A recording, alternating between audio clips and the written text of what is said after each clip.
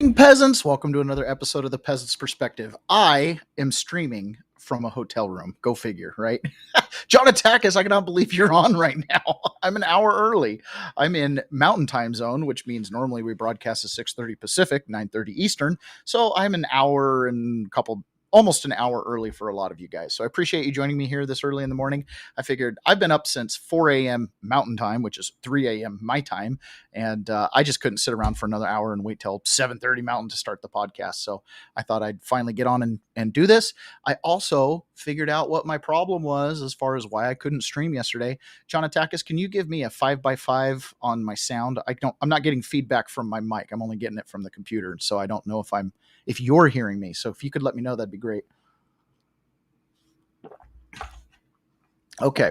While I wait for him to confirm if my sound is any good, oh, perfect. Great. That's excellent. Okay. So one of the things that I wanted to do kind of a Thanksgiving special. And the reason I wanted to do a Thanksgiving special is because it's probably my favorite holiday. The reason it's my favorite holiday is very selfish. My birthday falls on Thanksgiving sometimes, and so it's always been kind of like Thanksgiving and my birthday. In fact, there's been a couple memorable birthdays. I had one birthday where I was staying at my grandmother's house, and she walked out the door to drive to my house, which was about 4 hours away. I'd been staying with her for the week for Thanksgiving, and then drop me off at home and go back to school. And she stepped off out of the front door and rolled her ankle on a pine cone on her porch, and then fell and rolled her other ankle, and she ended up breaking both of her ankles. So I had one memorable birthday Thanksgiving that I spent inside of a hospital with my grandmother having surgery on her ankles, and then my family came down, that night to deal with grandma and that kind of stuff. So that was a memorable birthday that landed on a Thanksgiving. I had another birthday that landed on a Thanksgiving, and this one's kind of funny. I've told this story many times, and I don't tell them. If you hear this story and you're a part of this story, it's not meant to be offense. It's just kind of a funny thing. But when I don't remember, something like that. I lived in Utah, and we went over to my grandparents' house for Thanksgiving, and so a lot of the family had gathered up, and it was my birthday. We'd kind of already celebrated it earlier in the day. I'd probably opened a present or two or something like that, but I had learned, when you go to these events, you don't make a big scene. It's never about yourself or anything like that. And but I was a kid, right? I'm in training. Anyways, my father, in completely sincere meaning, gets in there, and we'd been there for 30, 45 minutes, maybe an hour, 2 hours. We'd been there a while. We'd started eating. And my dad mentions after we'd been there for a couple of hours, oh, by the way, it's Taylor's birthday. And so then people look at me like, oh my gosh, we've been here a couple hours and nobody wished you happy birthday. We forgot about your birthday. And I'll never forget, I think it was my grandma, my step grandma.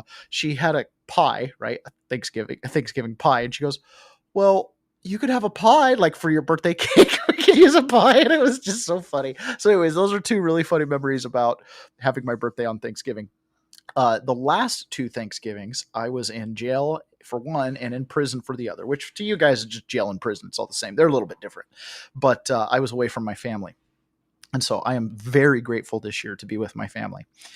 Yesterday, there was an absolute tragedy that happened in the District of Columbia.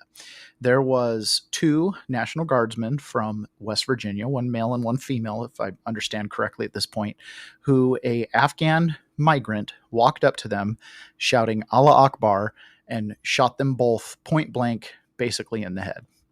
As of this morning, both of those victims have undergone surgery and are hopefully recovering. I believe they're in very critical condition. We do not know if they will survive or not. This was very serious. The man who was arrested, turns out, was one of these Afghan migrants that Joe Biden in 2021 flew into the United States. And we are also finding out that he worked for the CIA and was a CIA contractor of sorts. And there's some very shady things that are going on there. So I'm going to let Ari Hoffman, one of our local Seattle radio show hosts, kind of talk about what happened yesterday.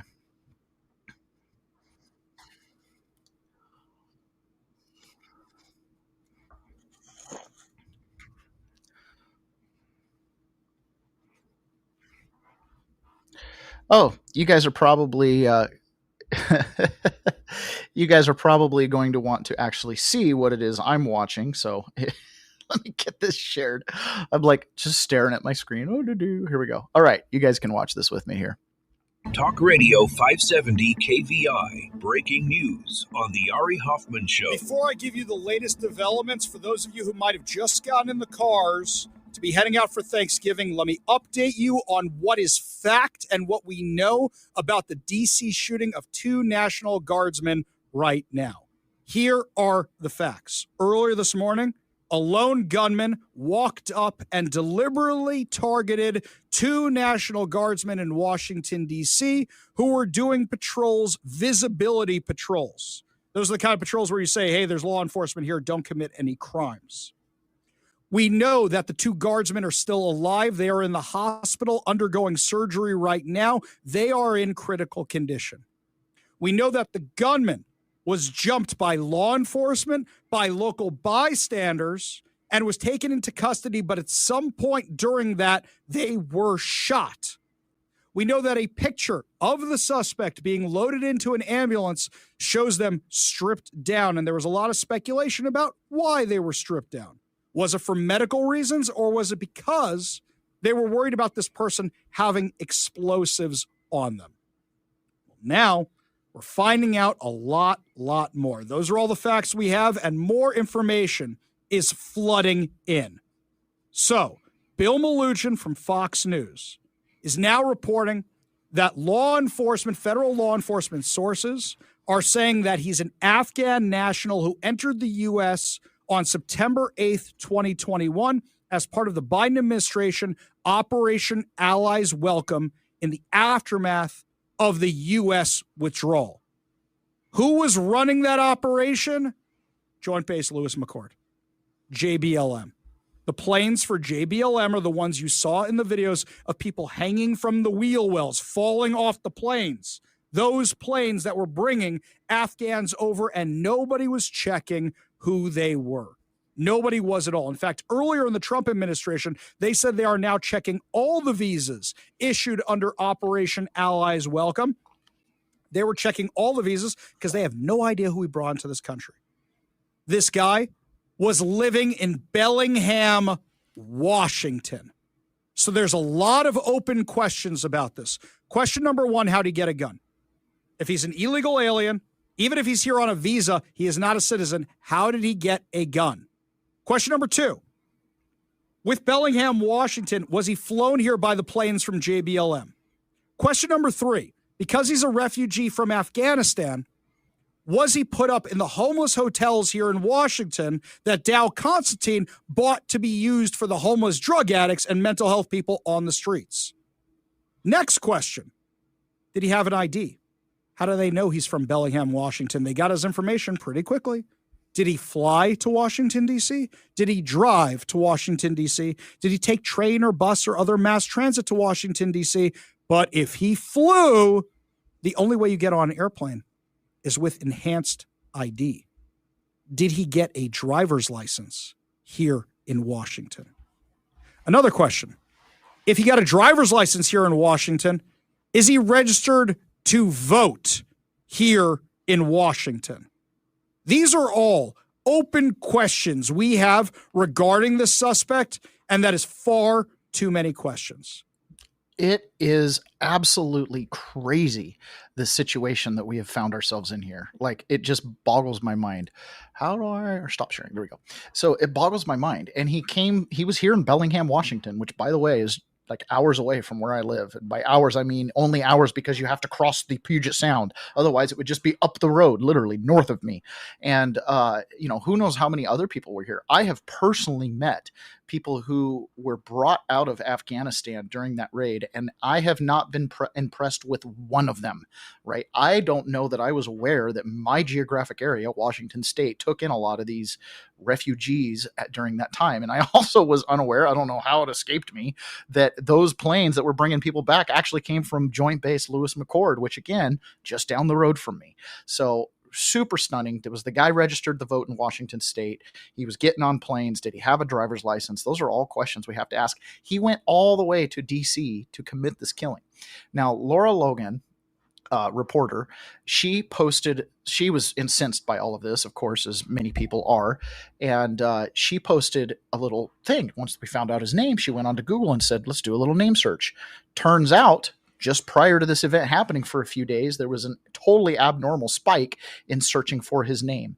Almost as if, when she implied, people were searching for his name to see if it came up in the news yet, to see if he did something, you know what I mean? Anyways, it just looks bad. There's nothing good about this. It's a tragedy from the beginning. Carlito, you said the attack on my military brothers was horrible, praying hard for them. Yes, we're all praying for them. And, the whole thing is just, again, absolutely sickening. It's so sad it happened on the eve of Thanksgiving. And it does give us, reason why we should be thankful. And in my opinion, one of the reasons, as of when this happened yesterday, I was like, I am definitely going to do the Thanksgiving special, because that's the thing in many ways we're missing that love of country. And I think a lot of that starts with Thanksgiving. So I've got a full Thanksgiving program. I have a larger video that I want to watch here in a little bit with you guys, which I think you guys will enjoy a lot. But before we do that, I do want to continue to cover this story that happened. Last night, Donald Trump gave a kind of an emergency broadcast, I guess you could call it. So let's listen to Donald Trump for a couple minutes here. This event yesterday is going to absolutely change. It's absolutely going to change the way we do immigration. This is a big, big deal. Like, they're going to be revetting all of the Afghan migrants. This is not going to go away quickly. This isn't going to be one of those blow over things. This really hit at the heart of DC, and it was just blocks away from the White House. So here's Donald Trump last night talking about it. Afghanistan, a hellhole on earth. He was flown in by the Biden administration in September 2021. On those infamous flights that everybody was talking about. Nobody knew who was coming in. Nobody knew anything about it. His status was extended under legislation signed by President Biden, a disastrous president, the worst in the history of our country. This attack underscores the single greatest national security threat facing our nation. The last administration let in 20 million unknown and unvetted foreigners from all over the world, from places that you don't want to even know about. No country can tolerate such a risk to our very survival. An example is Minnesota, where hundreds of thousands of Somalians are ripping off our country and ripping apart that once great state. Billions of dollars are lost, and gangs of Somalians come from a country that doesn't even have a government, no laws, no water, no military, no nothing. As their representatives in our country preach to us about our Constitution and how our country is no good. We're not going to put up with these kind of assaults on law and order by people who shouldn't even be in our country. We must now re-examine every single alien who has entered our country from Afghanistan under Biden, and we must take all necessary measures to ensure the removal of any alien from any country who does not belong here or add benefit to our country. If they can't love our country, we don't want them. America will never bend and never yield in the face of terror. And at the same time, we will not be deterred from the mission these service members were so nobly fulfilling. That is why tonight I can announce that I have directed the Department of War to mobilize an additional 500 troops to help protect our capital city.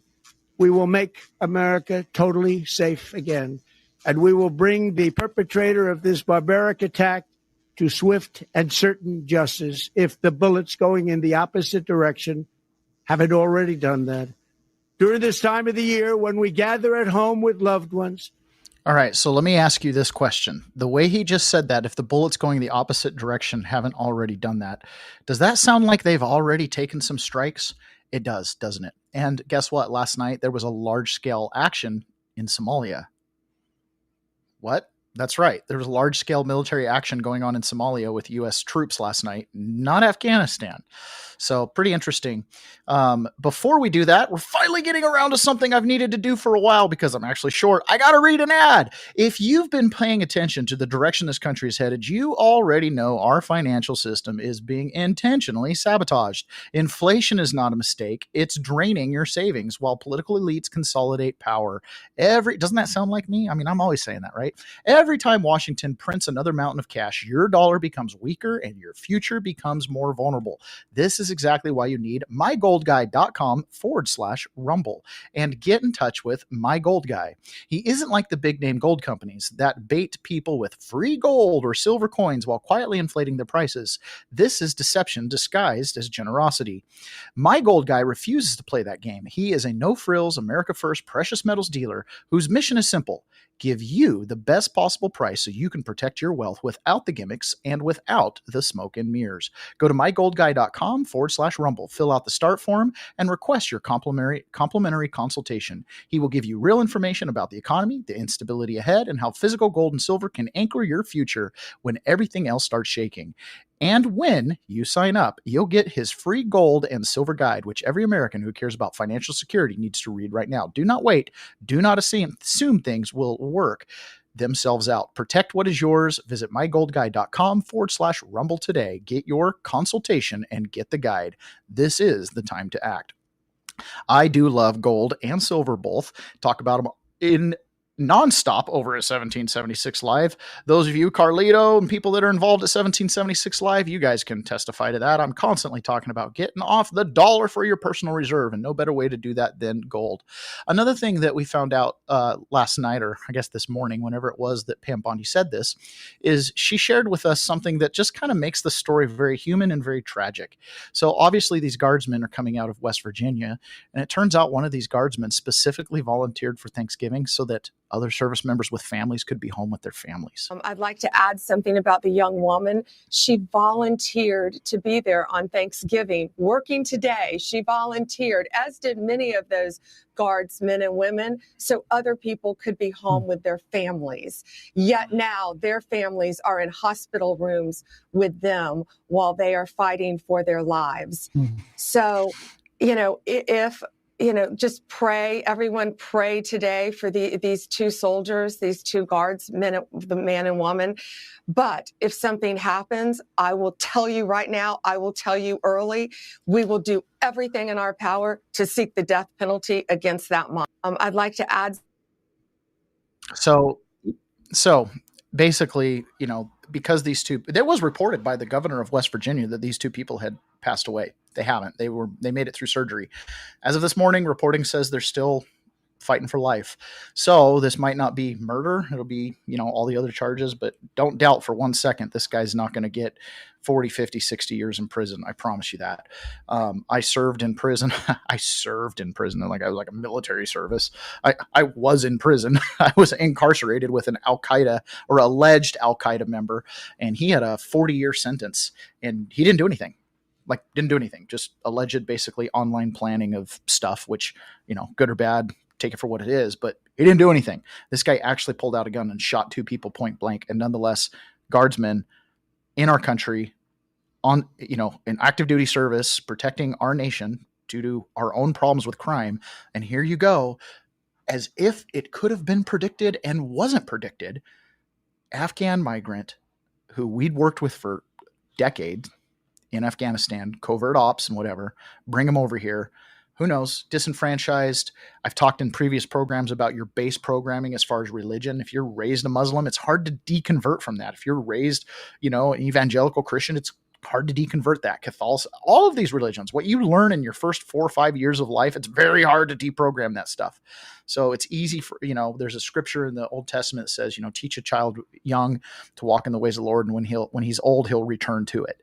And this is another one of those situations where it's like, yeah, this is what happens, which then brings again the point why it's so important to celebrate Thanksgiving. Thanksgiving is our very first national holiday, and it's extremely significant because of that.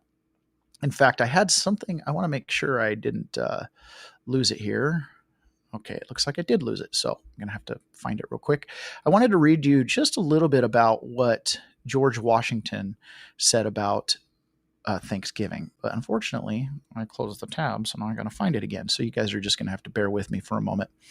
I really appreciate you guys jumping on early. It's actually really fun to see people like getting on a whole hour early. Maybe we should just go early every time. There was so much news that happened yesterday. And because I was traveling, I got to sit and, doom scroll X while my teenage son drove the car, which was kind of fun. All right. I might have to find this for the after. I might have to just find it for after, which is totally fine. Okay, so let's go ahead and jump into what I wanted to really do with the Thanksgiving program. So this program is basically just going over a general history of Thanksgiving. But unfortunately, it's a history that we don't get to hear very often. We often think of Thanksgiving as just, it's a day you give thanks and, the Pilgrims and the turkey. And then some smart ace that went to college is going to be like, they didn't really have turkey on the first Thanksgiving. That was added later. Who cares, right? The point of Thanksgiving was something much bigger than turkey, gravy, and stuffing. The point of Thanksgiving was God's hand and God's providence in leading a people to this country and what those people represented. So we're going to watch this video. I'll pause it a couple times to add in some color commentary. One of the reasons that this is, again, not only does my birthday fall on Thanksgiving from time to time, but even more significant than that, both my wife and I have ancestry that were on the Mayflower. In fact, my wife's, one of her ancestors, not mentioned in this video, is Oceanus, who was actually the very first child born that was leaving England for religious freedom, right? It was the first one. So for me, my roots go very deep into this, and I feel it deep in my bones, not just because it's my birthday. As I've gotten older and I've learned this stuff, I've recognized, there's something calling out to me for these things of freedom and stuff like that. So anyways, we'll share this with you guys, and I will jump in a couple different times to make some commentary. In North America, you'll notice the leaves are changing color. Pumpkin spice lattes are back, and Charlie Brown is playing on TV. That must mean it's time for Thanksgiving, with family, friends, and loads of turkey. Even if you're not an American, you've probably heard of the holiday, but the image of pacifist settlers singing Kumbaya alongside the natives is all wrong. The story begins on a cold pier in England in August of 1620, when 120 men, women, and children stepped onto two English merchant ships in Southampton Harbor bound for the Americas. Both vessels seemed to be held together by spit and prayers. The Speedwell was so old it had fought against the Spanish Armada in 1588, and the Mayflower was such an ungainly transport ship that it could barely sail into the wind. And since the North Atlantic in the fall and winter is nothing but westerly winds, it was the absolute worst ship to try and attempt a crossing with. But somehow the Mayflower had made it to the Americas twice before, even if it had taken twice as long as normal. Luckily, these would-be colonists were determined. They had to be. They were Brownists, religious dissenters from the Anglican Church of England. You see, the Brownist beliefs were relatively simple. The first, that only the word of the Holy Bible was infallible. The second, that individual churches and their local communities should have more say and autonomy in the goings-on of the church. Both these beliefs were aimed at jettisoning the corrupt power structure of the old Catholicism. That didn't happen. As the new church started looking more Catholic by the day, the Brownists bought themselves a printing press and began passing out leaflets to oppose it, which led to the Brownists becoming intimately familiar with the inside of London's prison system.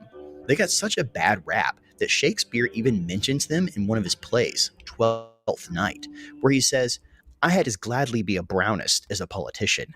Not exactly a flattering comparison. So the Pilgrims decided to risk it all as a startup colony in the Americas, creaky boat and all. It would be an English colony, but one not bound by religious politics. So they set sail and braved the rough fall seas in August of 1620. They hadn't even made it out of the port, though, before they found that the Speedwell was taking on water. So they pulled over in Dartmouth for repairs. Undaunted, they shored the leaking boards and set out again, to a new life, and watched with glee as Land's End and Cornwall slipped away behind them, only to turn around and immediately see it again. The Speedwell had recently been refitted with a larger mast, and somebody had clearly botched the job. The ship was going nowhere.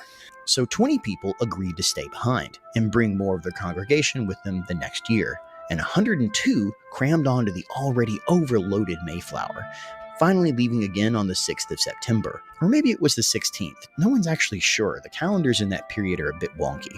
Their trip was mercifully dull after recent events. But halfway across the ocean, the Pilgrims' good luck set back in again. A storm and strong winds hit. In the middle of the storm, a deep snap echoed through the ship. A main beam had cracked. Hey, Terrence, you're going to wake the baby. I got to get to work. This is important, sir. I think your $10 worth of popsicles can wait. Ha! I make $200 a day, Fluff. 365 days a year since I was 12. And time is money. Hop along. Please just look at the picture. You sold Mr. Otterton that popsicle, right? Do you know him? I know everybody. And I also know that somewhere there's a toy store missing its stuffed animals. You guys so why gonna don't watch you get this back ad to your with me? box?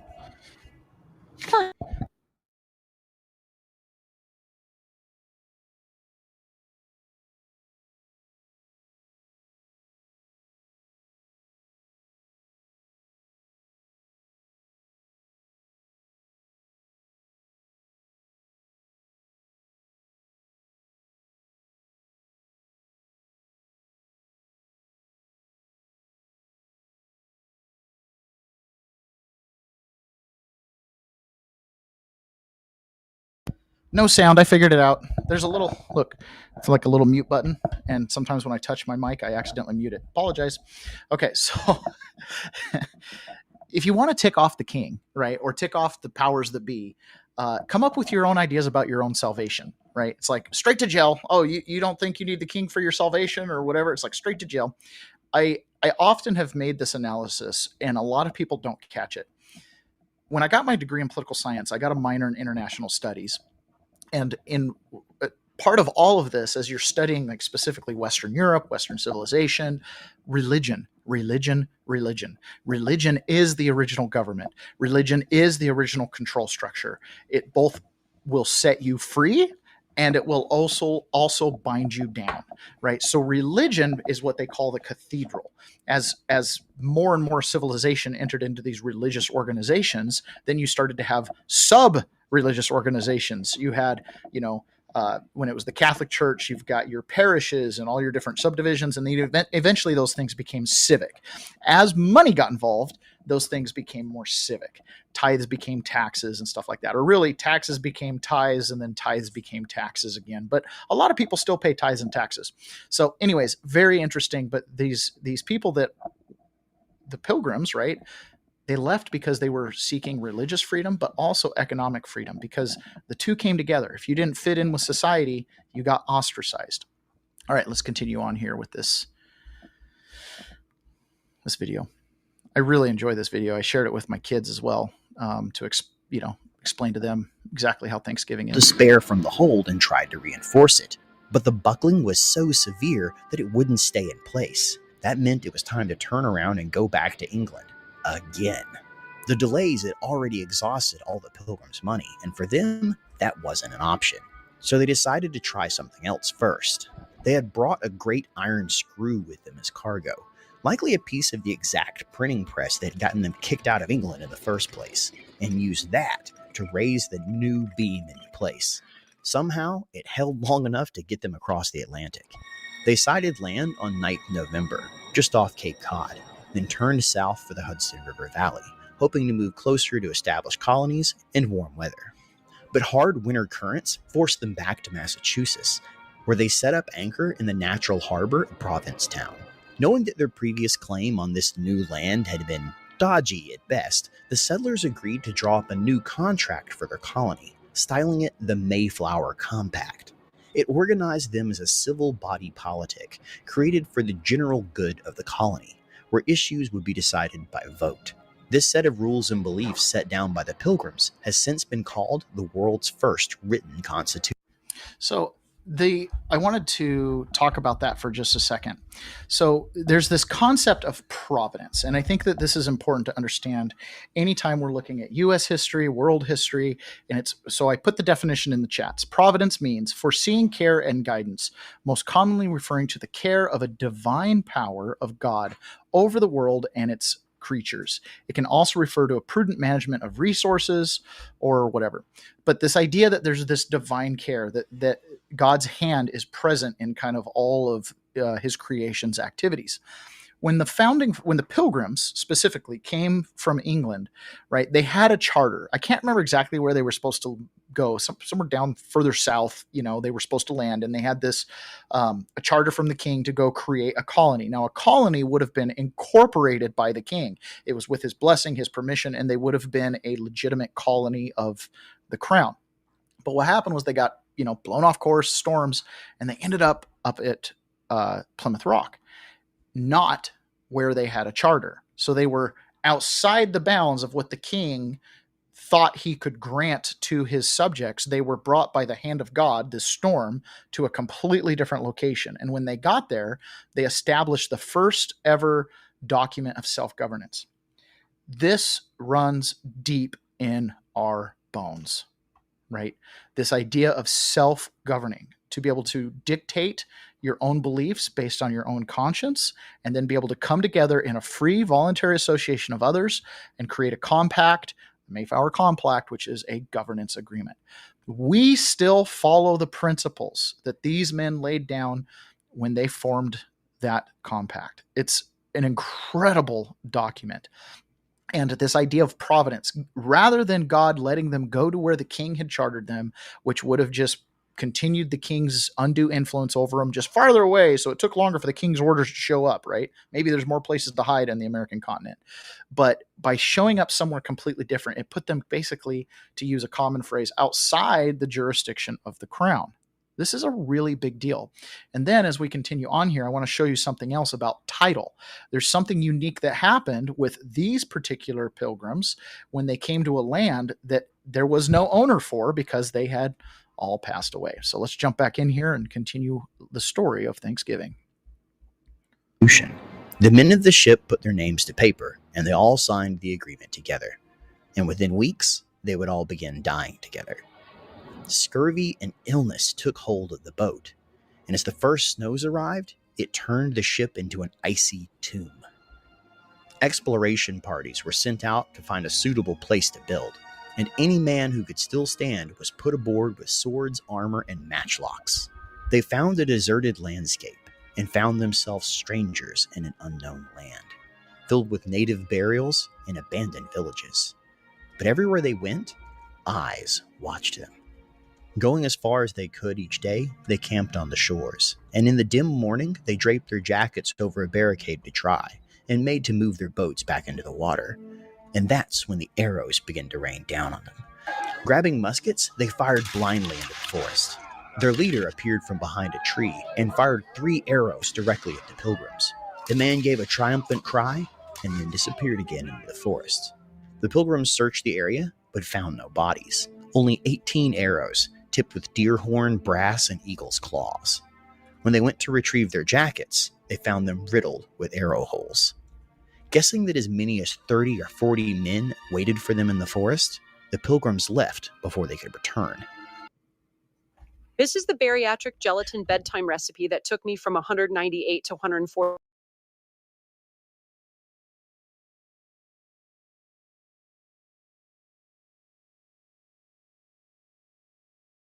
Oop, no sound. I know I was going to get a no sound comment there in just a second. Again, I touched my microphone. So where they first go, they're getting attacked by Indians. Right? So they jump back in the boat and find a different spot. I would do the same thing too. I put into the chat, can you imagine showing up like this, knowing literally no one is coming to rescue you? Food, water, shelter, defense, all has to be provided by you, and you're all starving. The amount of hardship these people went through is stunning. It's hard for us to comprehend this. It really is. They found the building place they were looking for, well suited to winter construction, already cleared of timber, with tall hills for defensive positions. But it was also full of dead bodies. Pawtuxet had been a village of the Wampanoag people until it had been wiped out by an outbreak of Indian fever 3 years earlier. The epidemic was bad enough that the colonists found unburied skeletons still inside their homes. But with more settlers dying by the second, the Pilgrims were in no shape to be picky. They moved the Mayflower to join them and began construction. The first common house that was finished became a hospital for the ill, and the 19 families then each built their own town, huddled together for defense. And by February, the settlement was complete. But without food or proper shelter, they continued to die off one by one by one.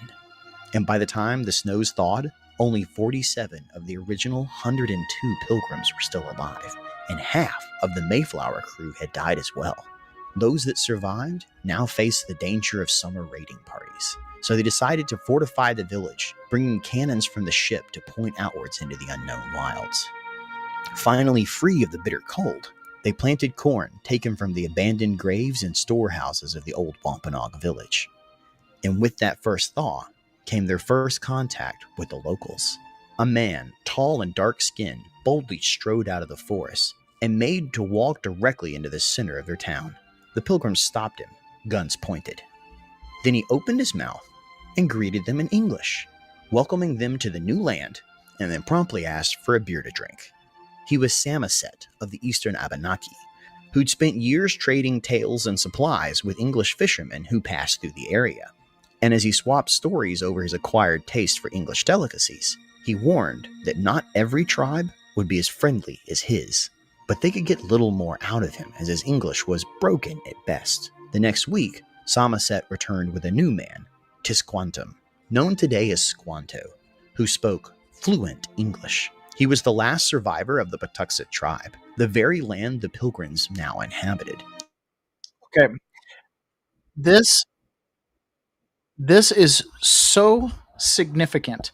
The fact that Squanto, as we now call him, shows up, and he is the last survivor of the Indian tribes that controlled and lived in this area where the Pilgrims landed. Back to this concept of providence. All right. One of the accusations that natives or progressives or, revisionist people want to look at is they say, well, America, you came here and you took stolen land. It's all stolen land. It might have been construed as stolen land had Squanto not shown up to basically give it to this particular set of Pilgrims in exchange for help doing other things. This is like as a matter of law, this is incredibly important that the hand of providence not only steered these Pilgrims off course from their original dubious charter, right, that they weren't certain was going to be truly enforced correctly and may not have been great. They were running from persecution. So, here's a charter. We'll go run over to America. It'll take them 20 years to figure out we're not supposed to be there, right? But they end up in Rhode Island, dead village, an Indian tribe's dead. They'd had a virus wipeout. What are the odds that someone who speaks English was the last surviving member of this tribe? Anybody that has a Mormon background, there's a very similar story to this in the Book of Mormon, where there's a last surviving member of a tribe that passes on, title to the land to the next group of people. That's what's going on here. This is wildly, if you understand providence, this is one of the reasons why it constantly comes up in the conversation with American history. What are the odds that these Pilgrims who've been blown off course, show up at Pilgrim Rock, make their own charter for self-governance, then show up with the one guy who can essentially hand them the title to the land, right? Which then justifies their existence on the land. It's a big deal. And if anybody understands law and how that works, like if you hear this story, you're just like, God is funny. It was like he was prepping for, future challenges to who owns the land. Clearly, if you've got, ties to this, you have title. It was handed over by a previous title holder. So might feel a little abstract for some people to hear that, but it's kind of a big deal. Okay, let's jump back in here. Now inhabited, who had been taken by slavers as a boy and had lived in Spain and England before escaping back home again, only to find his own people had been wiped out by disease. He had been taken captive, a useful tool to deal with the continuing English encroachment. Squanto heralded the arrival of 60 armed warriors and their chief, the Wampanoag. The Pilgrims grabbed their muskets and ran to the walls and waited for the worst. But neither side wanted to make the first move. With a bit of back and forth from Squanto, their chief, Massasoit, agreed to sit down with the Pilgrims' governor, and after a healthy amount of liquor to loosen up both sides, they set about with the business of peace. See, the Wampanoag found themselves beset on all sides by enemy tribes, with plenty of land, but no power to hold them back. Where others saw the English settlers as a threat, Massasoit saw an opportunity. He saw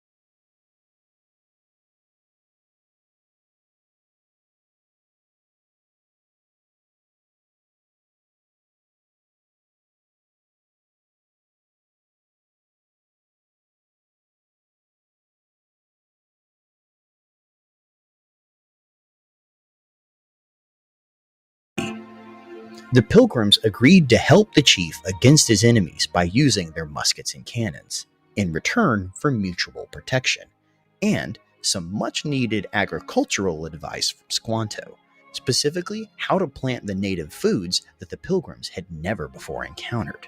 And so began an unlikely friendship, where Squanto passed on his knowledge of the land. Under his tutelage, the Pilgrims learned how to plant corn, bean, and squash in a way that ensured that each would thrive. When they weren't planting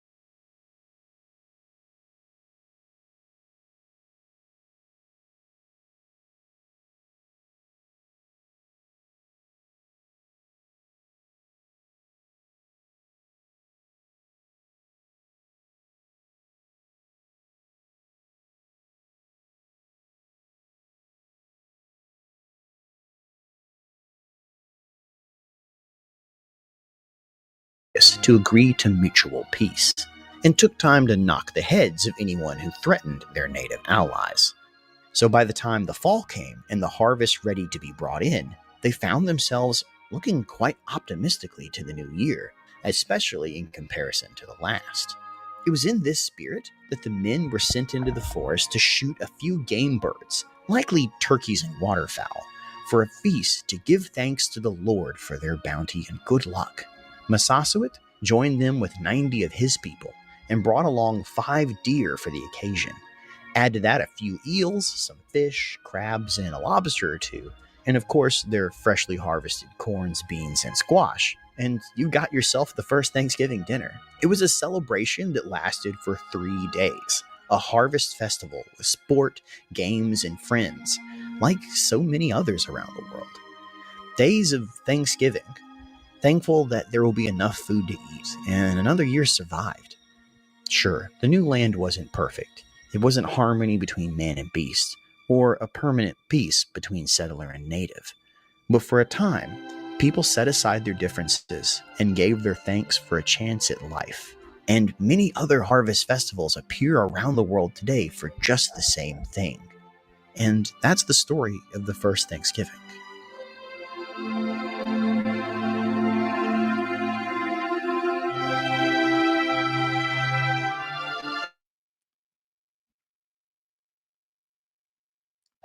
what what a beautiful, simple story. So I appreciate you guys watching that with me. It is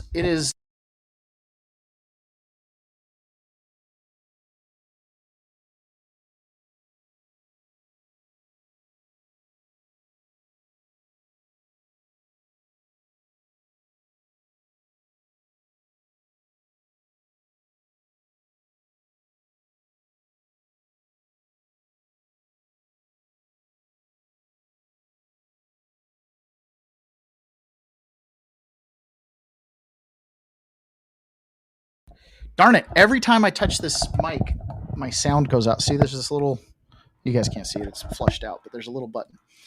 Yeah, it is a really, really nice story. Okay, so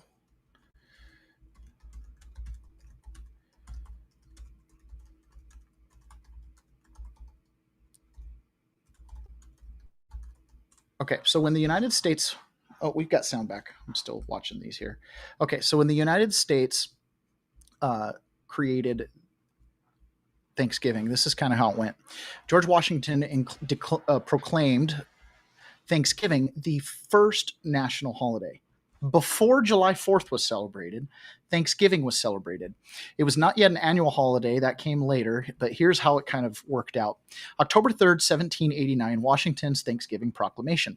Shortly after the new U.S. Constitution went into effect and he became the first president, George Washington issued a proclamation declaring Thursday, November 26, 1789, as a national day of Thanksgiving. The key points from his proclamation that came out were it was a one-time event and not an annually reoccurring holiday. This got changed later. He recommended that Americans dedicate the day to the service of the great and glorious being who is the beneficent author of all good that was, that is, or will be, giving a lot of props to the hand of Providence. He urged people to give thanks for the successful conclusion of the Revolutionary War, the peaceful establishment of the new government under the Constitution, civil and religious liberty, and general blessings like peace and plenty. It was explicitly non-sectarian, not to mention no mention of Jesus or Christianity, in keeping with Washington's public style. This is kind of important, right? Our country is not a non-religious country. There's a separation of church and state, which simply means the state cannot endorse a church. That's all it means. It doesn't mean that, the state can't have religious overtones and things like that. It's just the state cannot endorse religion. So George Washington understood this. Thomas Jefferson understood it really well. One of his greatest achievements was the Religious Freedom Bill that he passed in Virginia. So they don't mention Jesus or Christianity, but the idea is to understand the hand of providence. If we all look to the hand of the Creator, no matter what name we give him, eventually it's my belief the Creator will draw us into unison with each other. That's my belief. So the full excerpt from what he said, he says, I do not recommend that and assign Thursday, the 26th of November, to next to be devoted by the people of the United States to the service of that great glorious being, who is the beneficent author of all that good that of all the good that was, that is, or that will be, and that we may all unite in rendering unto him our sincere and humble thanks. So the Thanksgiving style days of prayer started happening. Fasting and Thanksgiving were common in colonial America, especially in New England, where they were close to this kind of original Thanksgiving. And it was often declared by governors or local authorities after harvests, military victories, or to ask for rain. Yes, Thanksgiving was America's original rain dance. Washington himself had proclaimed several days of Thanksgiving during the Revolutionary War. In 1789, the proclamation was the first to apply to the entire new nation under the federal government. The Thanksgiving holiday that Washington established was the first national holiday. It was the first time that all the colonies united in a day of remembrance. However, after 1789, Washington did not issue another national Thanksgiving proclamation, and the practice largely fell back to the states. In 1863, Abraham Lincoln stepped in and proclaimed Thanksgiving a national holiday every year, largely thanks to the persistent campaigning of magazine editor Sarah Josepha Hale. And in 1941, Congress finally made it official, a federal law setting it as the fourth Thursday in November. So we didn't get with the annual official Thanksgiving until the 1941. Abraham Lincoln at least made it annual, but Washington really got it started. So really interesting. And the whole point of it was to look back at the hand of providence, right? To look back at all the little divine things that happened in order to get us where we were as a nation, without calling out Jesus or Christianity, but at the same time recognizing that hand of providence. This is, there probably are books written about it. I should go find some of these books. Our founding fathers had such a unique theology. Some of them were very dogmatic, no doubt about it, but some of them were very progressive in their theology, and it enabled us to have an absolute personalization of religion on the American continent that had not happened except in a few small instances up till then. I mean, let me just make this clear. Church was used as a form of government. And then when civil governments existed, those civil governments used religions as a form of control. Okay. There were independent thinkers, your Martin Luther Kings, your Wesley Tinsdales, your John Calvin, a lot of your reformers. It was a hard road for those guys to hoe. They were up against not only the religious zeitgeist, but they were up against the state apparatus itself, who wanted to maintain their control with whatever they were doing. And so when we come over here to America and all of a sudden you take the mantle of belief upon yourself and the civil government will not impose, restrict, or punish you for your beliefs, imagine how liberating that is for the soul, to where you can go find your own path. That is very unique. This, in my opinion, begins kind of an entrepreneurial journey for the average American. I mean, not only did you have to like work really hard in the early colonies to survive, but it starts this idea of thinking for yourself. What works for me? The individual starts to arise and come forth, which is a tradition that we get from far back, but America creates this breeding ground for it.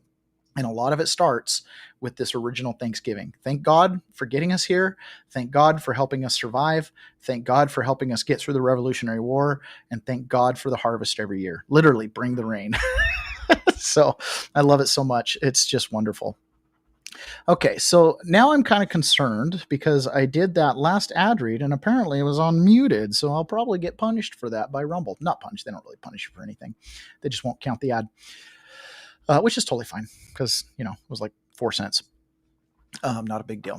All right, guys, thank you so much for joining me today. I really appreciate it. Now, I've got to clip off some extra time streaming between now and the end of the month because we've had so many transitions this month and so many short windows of being able to do this that I'm going to have to jump back on at other points and basically add more show. So watch for the show. If you can catch it live, I'd really appreciate it. If you can, that really helps me because then I can get some traction on these ad campaigns. I have maybe 2 or 3 more that I have to read before the end of the month. We only bored you with like 5 the whole month, so it wasn't even that bad. And with that, so I'll be around this weekend. Watch for the stream to go live. Please, catch up on the videos if you can. And at one point, I'm going to have to string a bunch in private. I might just put the camera up in the backyard and let it watch the dog play or something like that. Anyways, appreciate you guys being out here with us. I will be streaming again tomorrow morning, and we'll see if I can even pull off a Saturday show. Who knows? I am technically on vacation. So, all right, you guys, thank you very much. I appreciate you joining us and sitting through this with me, and I hope you have a wonderful, wonderful Thanksgiving with your loved ones.